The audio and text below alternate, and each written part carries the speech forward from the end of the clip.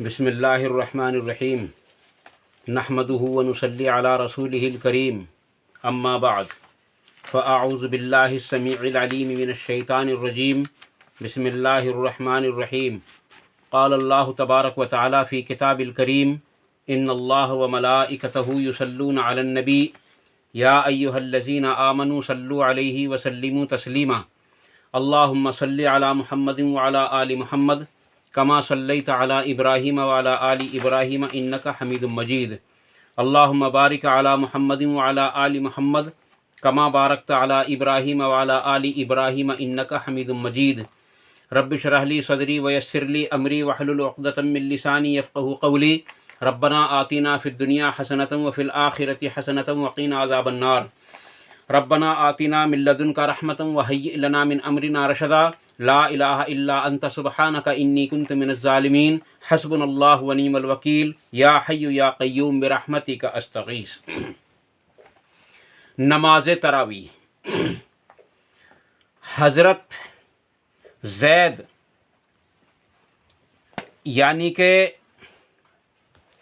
حضرت زید ابن ثابت رضی اللہ تعالیٰ عنہ فرماتے ہیں کہ مسجد نبوی کے اندر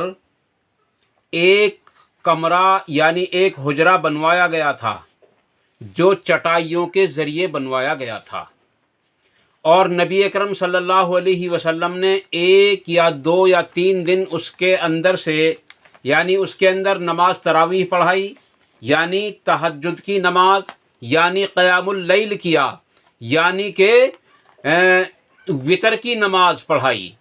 اور جب 2 یا 3 دن گزر گئے یا 4 دن گزر گئے تو آپ صلی اللہ علیہ وسلم اپنے اس کمرے کے اندر سے باہر تشریف نہ لا سکے، اور اگرچہ لوگوں نے خوب کھڑکا دھڑکا بھی کیا، کھانسی کے ذریعے آپ صلی اللہ علیہ وسلم کو اس بات سے جو ہے یعنی اس بات کی خبر بھی دی کہ ہم آ گئے ہیں، لیکن اللہ کے نبی صلی اللہ علیہ وسلم باہر تشریف نہیں لائے، یہاں تک کہ صبح صادق نمودار ہو گئی۔ پھر آپ صلی اللہ علیہ وسلم باہر تشریف لائے اور لوگوں کو دعا دی اور فرمایا کہ اللہ کرے کہ تمہارا جذبہ اسی طریقے سے قائم رہے جس طریقے سے تمہارا جذبہ آج موجود ہے، اور میں اس لیے باہر نہیں آیا تھا کہ کہیں تمہارے اوپر بھی یہ نماز فرض نہ ہو جائے۔ ان الفاظ سے، اس حدیث کے ان الفاظ سے پتہ یہ چلتا ہے عزیز دوستو کہ نبی اکرم صلی اللہ علیہ وسلم پر یہ نماز فرض تھی، اور آپ صلی اللہ علیہ وسلم پر اس نماز کے فرض ہونے کے 2 مقامات میرے سامنے سے گزرے ہیں قرآن کریم کے اندر۔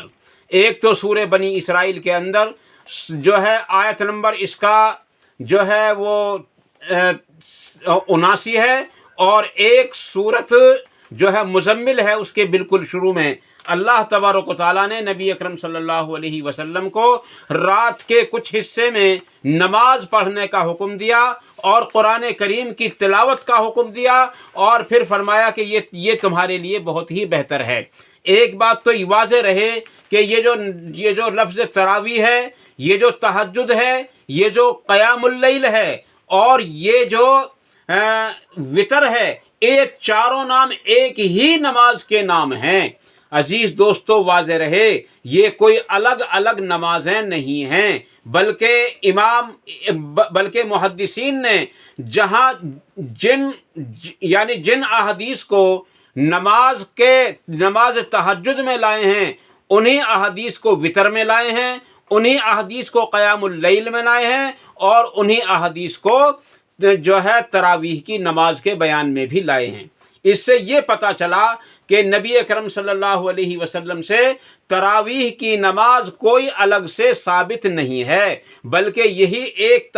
جو ہے تہجد کی نماز ہے، یا یہی ایک قیام اللیل ہے، یا یہی ایک وتر کی نماز ہے، خواہ آپ اس کو 3 پڑھیں یا 5 پڑھیں یا 7 پڑھیں یا 9 پڑھیں یا 11 پڑھیں۔ یا اس سے زیادہ بھی اگرچہ پڑھ لیں تو شریعت نے اس کو کوئی گناہ قرار نہیں دیا، البتہ کہیں ایک مقام پر لے جا کر ان کو مقرر کر دینا، تعین کر دینا کہ یہ اتنی ہیں، تو عزیز دوستو شریعت اس کے لیے اس کی بالکل مخالفت کرتی ہے، اور نبی اکرم صلی اللہ علیہ وسلم سے اگر اس کی مقررہ تعداد اگر واضح ہوتی ہے تو وہ صرف 11 رکعتیں ہی واضح ہوتی ہیں۔ اس سلسلے میں آپ کے سامنے 2 احادیث پیش کروں گا عزیز دوستو، 2 حدیث پیش کروں گا کہ نبی اکرم صلی اللہ علیہ وسلم سے اس سلسلے میں کتنی رکعت تعداد رکعت جو ہے ثابت ہوتی ہیں۔ یہ سب سے پہلے حدیث جو ہے یہ بخاری شریف سے لی گئی ہے اور اس کا نمبر ہے 1147، اور اس کا نمبر دوسری جگہ بخاری شریف ہی کے اندر موجود ہے، اس کا نمبر ہے 20 یعنی 2013، اور تیسرا نمبر ہے 3569 نمبر ہے۔ عزیز دوستو اس کے جو راوی ہیں وہ ابو سلمہ ابن عبد الرحمن ہیں۔ یہ خود کہتے ہیں، یہ خود بیان کرتے ہیں کہ میں نے نبی اکرم صلی اللہ علیہ وسلم کی جوزہ مطہرہ یعنی حضرت عائشہ صدیقہ رضی اللہ تعالیٰ عنہ سے سوال کیا، اور پہلے سوال کے الفاظ پر غور کریں کہ وہ کون سا سوال کرنا چاہتے تھے، پھر حضرت عائشہ کے جواب پر بھی غور کریں کہ وہ اس سوال کا جواب کیا دینا چاہتی ہیں۔ اب اگر اس حدیث کے موجود ہوتے ہوئے الفاظ کو واضح ہونے کے باوجود بھی اگر کوئی آدمی اس کی تعویل کرنے لگے اور اس کے رزلٹ خود بخود اپنی طرف سے خود ساختہ نکال کر اس پر عمل کرنے لگے تو عزیز دوستو کسی کا کوئی نقصان نہیں، بلکہ اپنے لیے گمراہی کا اس نے دروازہ کھول رکھا ہے۔ الفاظ سنیے، الفاظ کیا ہیں؟ فرماتے ہیں کہ حضرت عائشہ صدیقہ رضی اللہ تعالیٰ عنہ سے میں نے خود پوچھا کہ نبی اکرم صلی اللہ علیہ وسلم کی رمضان کے مہینے میں، عزیز دوستو یہ ہے وہ الفاظ جس پر خاص طور سے ہم کو توجہ دینی ہے۔ نبی اکرم صلی اللہ علیہ وسلم کی رمضان کے مہینے میں نماز کی کیفیت آپ بتلائیے کہ آپ کتنی رکعتیں پڑھا کرتے تھے۔ عزیز دوستو یہاں لفظ ہے رمضان کے مہینے میں، یہ بڑا اہم الفاظ ہے۔ اس کی تعویل کرنے والوں کے لیے جو ادھر ادھر کی احادیث لا کر کے اور ادھر ادھر سے جوڑ کر تراویح کو کیونکہ جو ہے 11 سے 20 تک لے جاتے ہیں، یہ ان کے لیے ہے کہ رمضان کے مہینے میں نبی اکرم صلی اللہ علیہ وسلم کتنی رکعت پڑھا کرتے تھے۔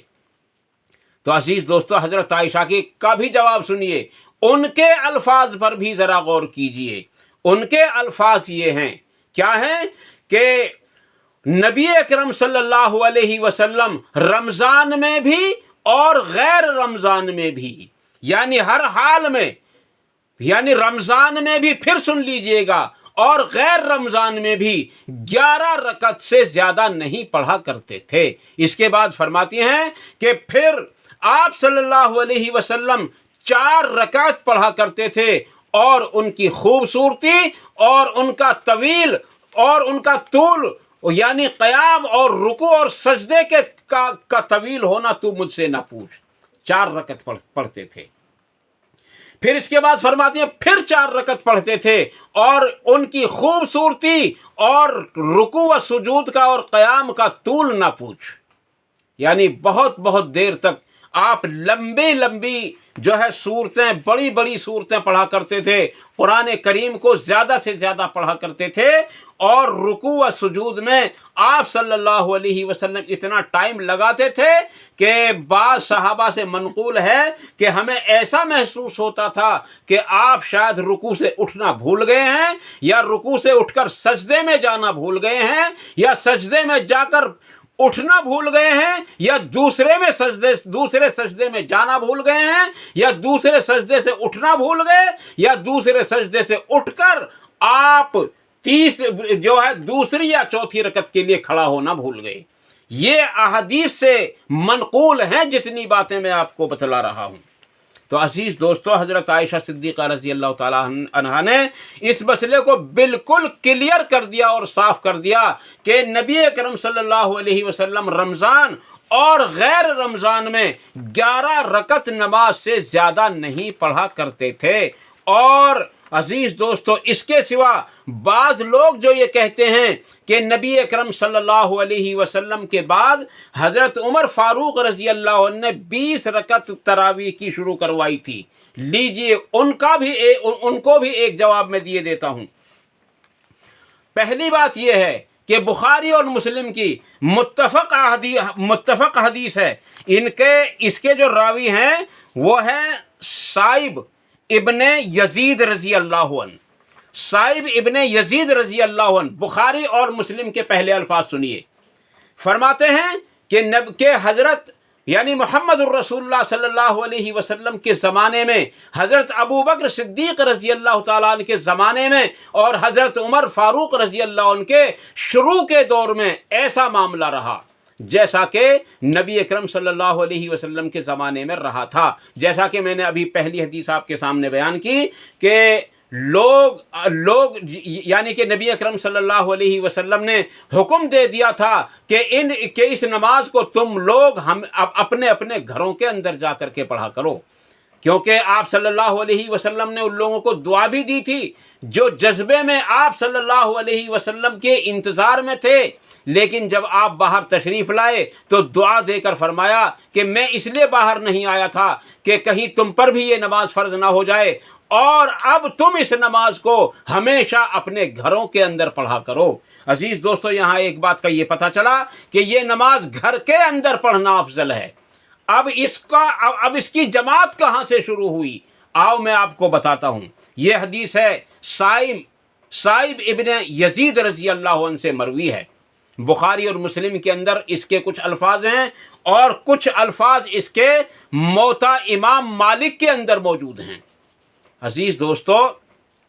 فرماتے ہیں کہ جس طریقے سے آپ صلی اللہ علیہ وسلم نے اس کو مقرر کر دیا تھا، اسی طریقے سے چلتا رہا نبی صلی اللہ علیہ وسلم کے دور میں، اور ایسے ہی چلتا رہا حضرت ابو بکر صدیق کے دور میں، اور ایسے ہی چلتا رہا حضرت عمر فاروق رضی اللہ تعالیٰ عنہ کے دور میں۔ پھر حضرت عمر فاروق رضی اللہ عنہ نے ایک روز دیکھا کہ مسجد نبوی کے اندر لوگ الگ الگ اور متفرق اماموں کے پیچھے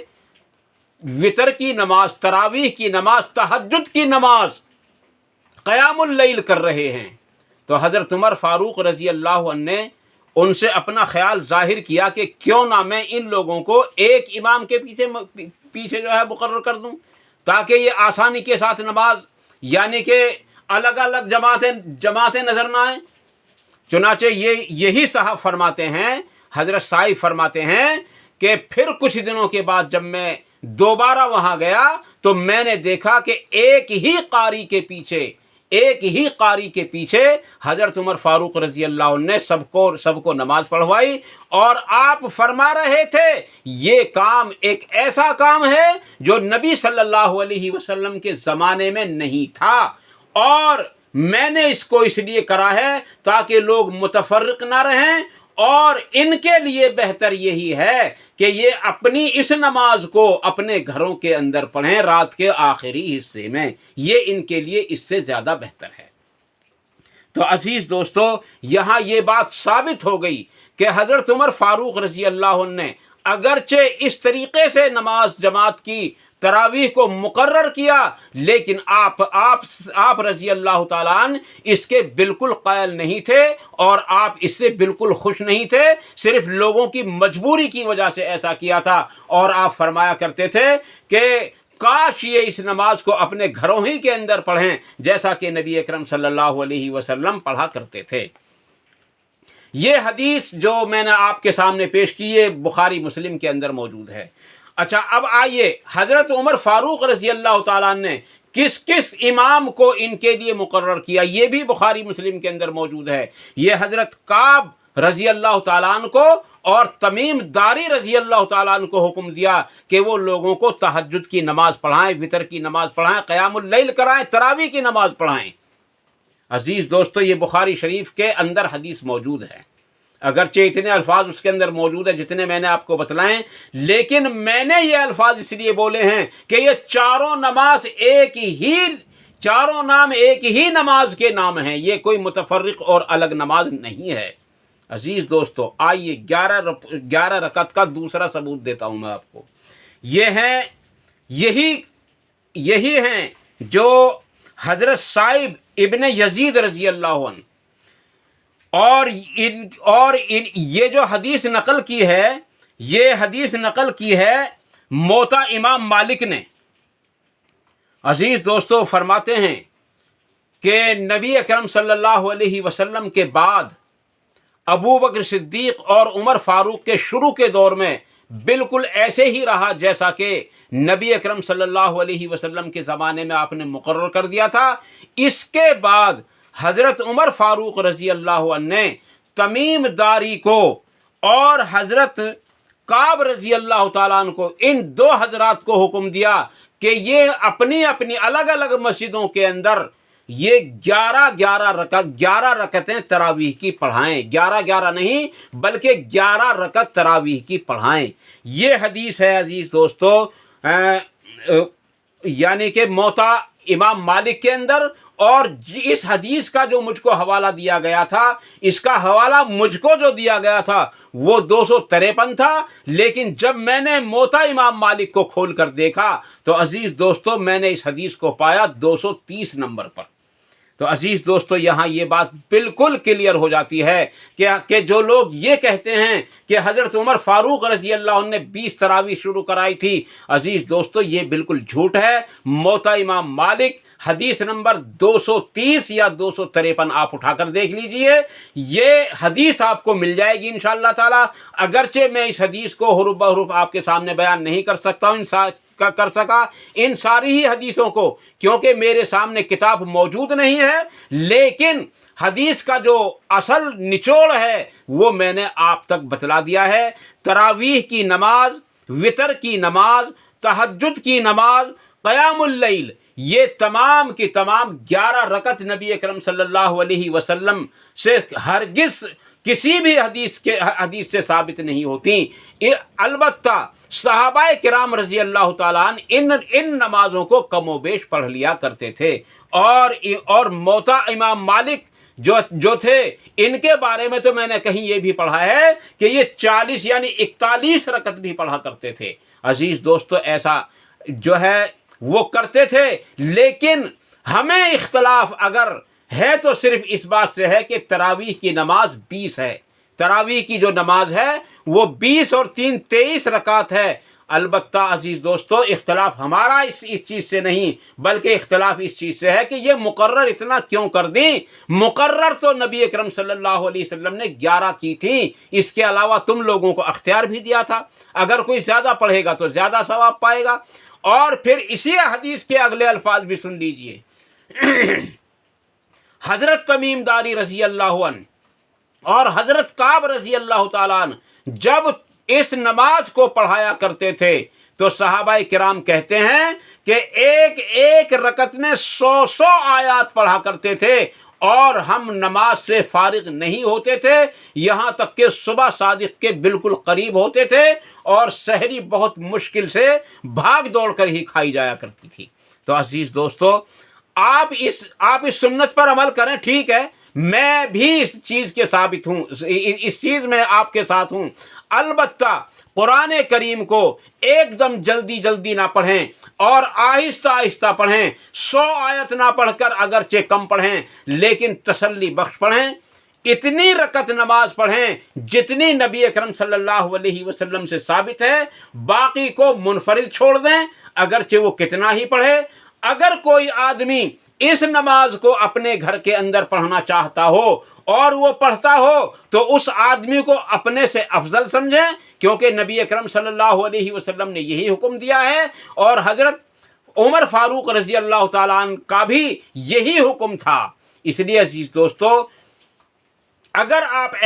آپ اس طریقے سے کریں گے تو ہم بھی آپ کے ساتھ ہیں۔ البتہ یہ جو قرآن کریم کا سننا اور قرآن کریم کا سنانا اور اس پر اجرت لینا، عزیز دوستو یہ کہاں سے آپ لوگوں نے لیا ہے؟ اللہ کی قسم، احادیث کے اندر، بخاری شریف کے اندر میں نے متعدد احادیث پڑھی ہیں کہ نبی اکرم صلی اللہ علیہ وسلم کو حضرت جبرائیل علیہ السلام آ کر کے قرآن کریم سنایا کرتے تھے، اور رمضان کے مہینے میں جو ہے اور بھی زیادہ قرآن کریم سنایا کرتے تھے، اگرچہ تعداد مجھے معلوم نہیں ہے، 1 یا 2 یا 3 بار کس طریقے سے سنایا کرتے تھے۔ اور آپ صلی اللہ علیہ وسلم اگرچہ سب لوگوں سے زیادہ سخی تھے، لیکن رمضان کے مہینے میں آپ کی سخاوت اور بھی بڑھ جایا کرتی تھی۔ اس سے یہ پتہ چلتا ہے کہ قرآن کریم کو سننا یا پڑھنا رمضان کے مہینے میں ایک الگ سنت ہے، اور تراویح کی نماز ایک الگ سنت ہے۔ اور جو لوگ یہ کہتے ہیں کہ جس نے روزہ نہ رکھا ہو اس کی تراویح نہیں،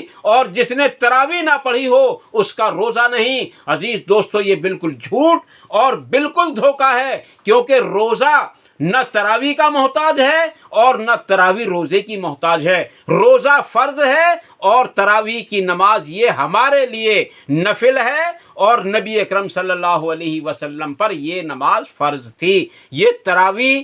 وتر اور تہجد اور قیام اللیل یہ ایک ہی نماز کے معنی ہیں۔ عزیز دوستو ہم سب کو چاہیے کہ ہم ان احادیث پر عمل کریں، اور یہ ایک ایسی سنت ہے کہ اگر ہم اس سنت کو زندہ کریں گے تو وہ جو حدیث 100 شہید کے ثواب والی ہے وہ ان لوگوں کو حاصل ہوگی۔ عزیز دوستو ہم سب کو چاہیے کہ ہم قرآن اور حدیث کی باتوں پر عمل کریں، اور دیگر کسی کی بات کو اس وقت لیں جب قرآن اور حدیث اس پر خاموش ہوں، اور دوسرے اس بات کے اندر کسی ایمان والے کی یہ انگلی اٹھی ہوئی نہ ہو کہ اس کے اندر یہ اشکال ہے، ان باتوں کو ہم لے بھی سکتے ہیں۔ اللہ تعالیٰ سے دعا ہے کہ اللہ تعالیٰ ہم سب کو ان مختصر سی باتوں پر عمل کرنے کی توفیق عطا فرمائے، اور قرآن اور حدیث کی روشنی میں مکمل طریقے سے ہم سب کو عمل کرنا آسان فرمائے۔ جو بات غلط میری زبان سے نکل گئی ہوں ان باتوں کو ہمارے دلوں سے نکال دے، اور جو بات صحیح نکلی ہوں اللہ تعالیٰ ان باتوں کو ہمارے دلوں کے اندر راسخ فرمائے، ان پر عمل کرنا آسان فرمائے، ان پر عمل کرنے کی توفیق عطا فرمائے، اور ان پر عمل کرنے کے موقع بھی عطا فرمائے۔ اور اللہ تبارک تعالیٰ سے دعا ہے کہ قرآن اور حدیث کی روشنی میں ہم سب کو مکمل طریقے سے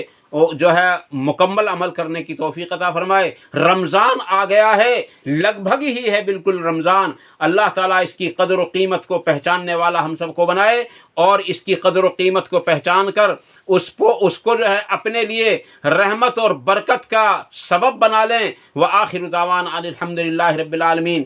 سبحان ربک رب العزت عما یصفون وسلام علی المرسلین والحمد للہ رب العالمین برحمتک یا ارحم الراحمین۔ والسلام علیکم ورحمۃ اللہ تبارک و تعالی وبرکاتہ۔